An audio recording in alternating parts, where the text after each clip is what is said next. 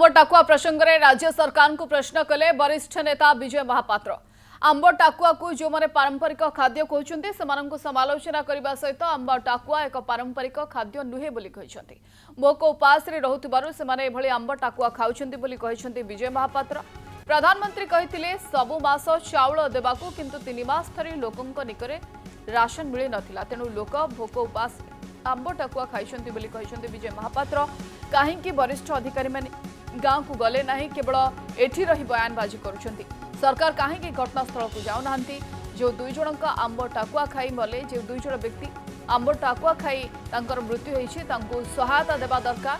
Relief code अनुसार सहायता दिया जाऊ बोली विजय महापात्र कहछंती।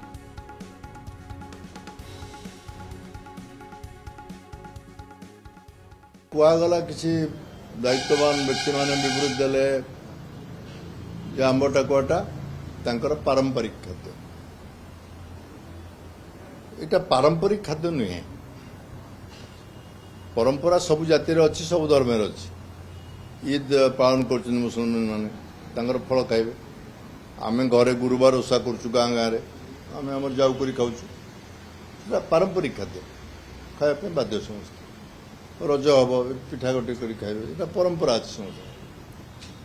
आदिवासी मानकर परंपरा नुहे आंब टाकुआ खाइबे बोली।